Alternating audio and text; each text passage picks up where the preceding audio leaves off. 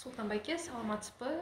Мен негизи жарандык уюмдардын өкүлү катары мамлекеттик сатып алуулар, мамлекеттик конкурс, тендер жөнүндө көп угамын да. Анан ошол мамлекеттик сатып алуулар кантип өтөт, кантип жарыяланат, ошол тууралуу маалыматты кайсы жерден тапсак болот?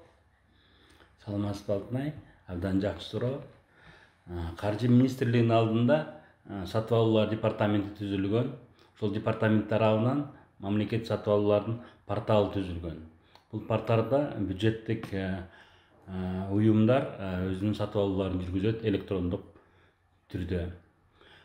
Жана ошо бюджеттик каражаттар жана уюмдардын бюджетинин 50% бюджеттик болгон бардык уюмдар мамлекет сатып алуу боюнча мыйзамдын негизинде ушул портал менен гана иш жүргүзүш керек.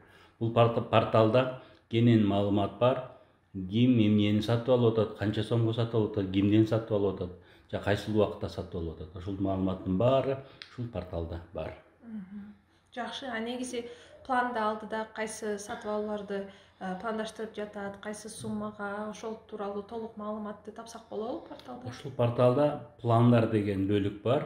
Ушул пландарда жылдын башында ар бир бюджеттик уюм өзүнүн планын киргизет. Бир жылда канча эмне, канча сомдон сатып алат. Ошону бир көрсөк болот азыр. Кирсек, мына пландар деген бөлүк бар. Пландар кирсек, биринчиден бүгүндө бизде Токтогул шаардын мэриясынын пландары бар экен. Шуну көрсөк болот мисал катары. Мына бир топ сатып алуулары бар экен. Бул кнопкаларды бассак, биз конкреттик түрдө эмне сатып ала турганын билип алабыз.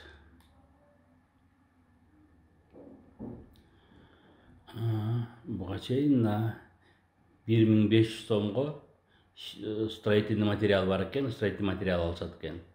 Ал 1500 сомдук, саны 1500 экен, аны 600 000 сомго экен бул. Кийинкини карай турган болсок, кийинки планда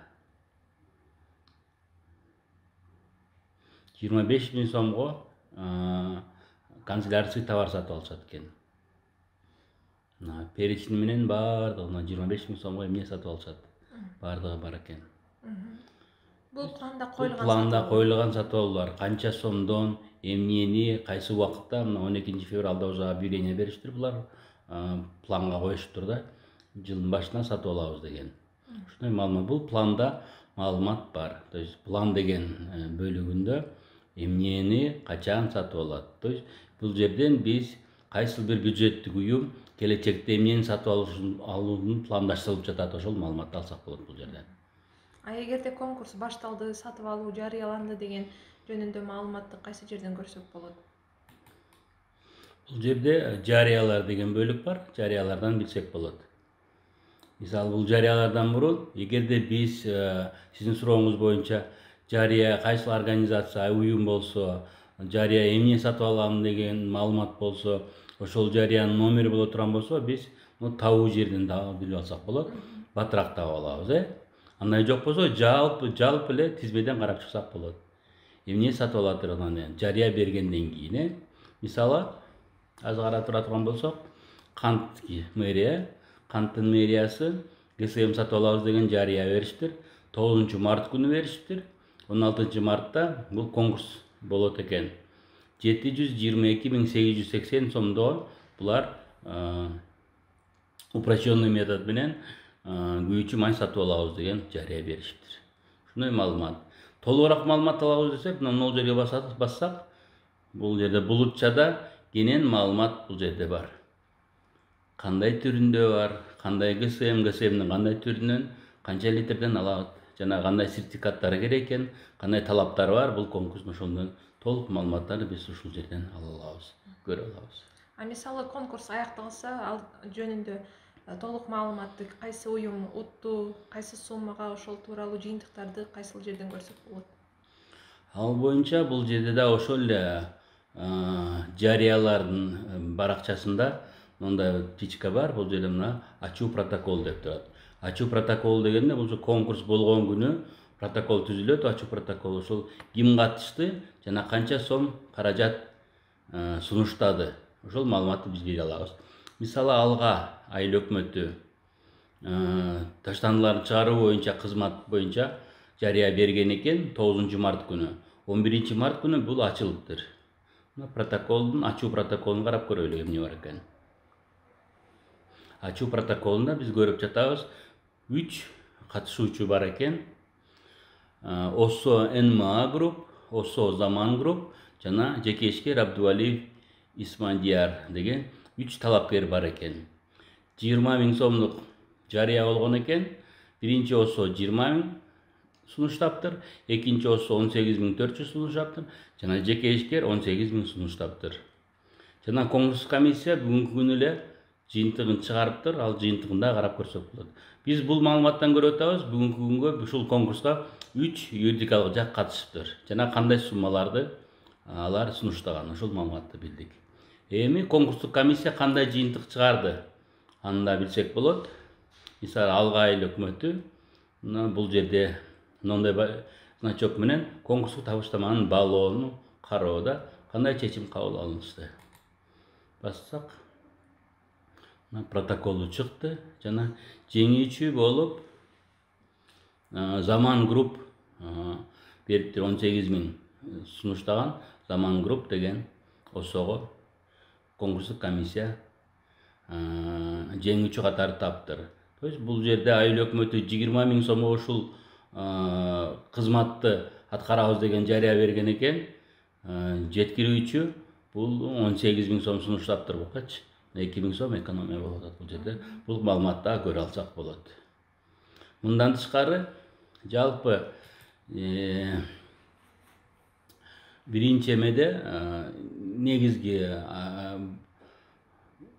сатып алуулар боюнча келишимдер бар бул жерде. Бул жерде ким менен келишим түзүлдү, качан түзүлдү? Буну да биз көрө алсак болот. Мисалы кээ бир учурда 4-5 жак катышканда нааразычылыктар пайда болушу мүмкүн да. Ошол нааразычылыктар жөнүндө кайрылуу жазып же болбосо кандай чыр чатактар чыкты эле, ошол тууралуу маалыматты тапсак болобу порталда? Ооба. Порталдын негизги эмесинде, баракчасында жардамдар деген бөлүк бар, жардамдар арыздар деген бөлүк бар. Бул жерде сиз туура айтасыз, бул конкурска катышкан жеткирүүчүлөр арызданышы мүмкүн, же конкурс жарыя берген уюм арызданышы мүмкүн. Бул жерде конкурс туура эмес болуп калды деген арыздар болушу мүмкүн. Же конкурс өткөндөн кийин жеткирүүчү убагында сапаттуу товарды жеткирип берген эмес, же убагында жеткирип берген эмес. Бул жерде дагы сатып алуучу уюмду кандай бир графигинен чыгып кеткен болсо, алар дагы арыздана алышат. Департаментте ведомстволор аралык комиссия түзүлгөн. Ведомстволор аралык комиссия ошол арыздарды карап көрөт жана чечим чыгарат. Эгерде жеткирүүчү тарабынан кандайдыр бир кемчиликтер болгон болсо, аларды бир 2 жылга кандай бир чечим чыгарып, 2 жылга конкурстарга катышпай турган кылып, бул жерде ишенимсиз берүүчүлөрдүн тизмесине киргизип коет. Бул жерде ишенимсиз берүүчүлөрдүн тизмеси бар. Департаменттин буйругу менен булар ошо 2 жылга конкурска катышканга укугу жок. Түшүнүктүү. Мисалы эл аралык донорлук уюмдар дагы ушул жака өздөрүнүн жарыяласын берсе болобу? Ошолордун да атайын бир баракчасы бар, долбоору тарабынан жарыяланган конкурстар деген. Ушул жерде бул жерде бюджеттик гана уюмдар эмес, бул портал менен жана эл аралык донор уюмдар да пайдаланылат бул портал менен. Жана алар жарыялаган долбоорлор боюнча дагы, конкурстар боюнча дагы маалыматтарды билсек болот. Ал бул жерде. Түшүнүктүү, чоң рахмат. Жакшы инструментти колдонууга мүмкүнчүлүк болот экен. Убакыт бөлгөнүңүзгө чоң рахмат. Рахмат чоң. Кошумча маалыматтар боло турган болсо, төмөндөгү телефон аркылуу жана электрондук почта аркылуу кайрылсаңыздар болот.